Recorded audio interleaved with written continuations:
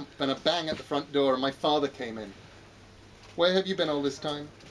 asked my sister. "Ah," said my father. Yes, well, funny you should ask me that." "You ran into someone you knew," I said, "and you lost track of time." "I bought the milk," said my father, "and I did indeed say a brief hello to Mr. Ronson from over the road, who was buying a paper. I walked out of the corner shop and heard something odd that seemed to be coming from above me. It was a noise like this. Thump, thump. I looked up and saw a huge silver disc hovering in the air above Marshall Road. "Hello," I said to myself. "That's not something you see every day." And then something odd happened. "That wasn't odd?" I asked. "Well, something odder," said my dad. "The odd thing was the beam of light that came out of the disc, a glittery, shimmery beam of light that was visible even in the daylight. And the next thing I knew, I was being sucked up into the disc. Fortunately, I put the milk into my coat pocket." The deck of the disc was metal. It was as big as a playing field or bigger. "We have come to your planet from a world very far away," said the people in the disc.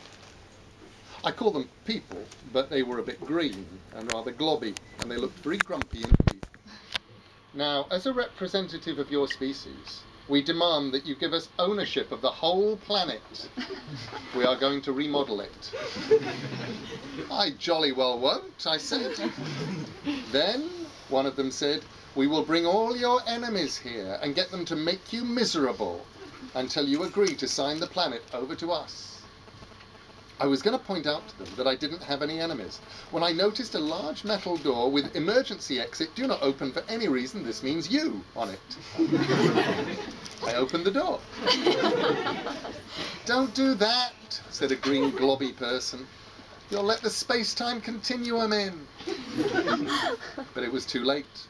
I'd already pushed open the door. I jumped. I was falling. Fortunately, I kept tight hold of the milk.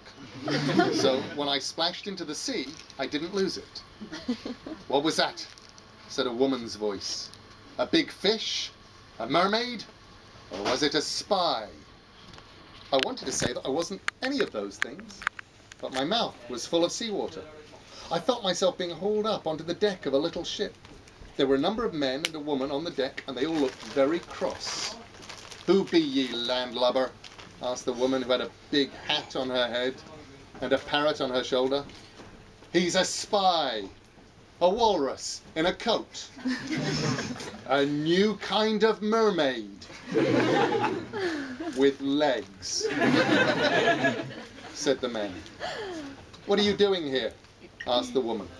"Well," I said, "I'd just been to the corner shop for some milk, for my children's breakfast and for my tea.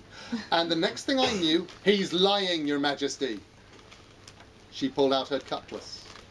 "You dare lie to the Queen of the Pirates?" Fortunately, I'd kept tight hold of the milk. And now I pointed to it. If I did not go to the corner shop to fetch the milk, I asked them, "And where did this milk come from?"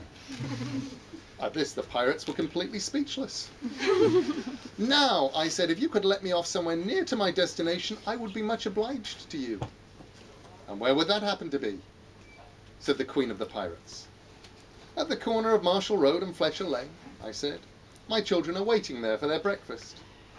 "You're on a pirate ship now, my fine bucko," said the Pirate Queen, "and you don't get dropped off anywhere. There are only two choices.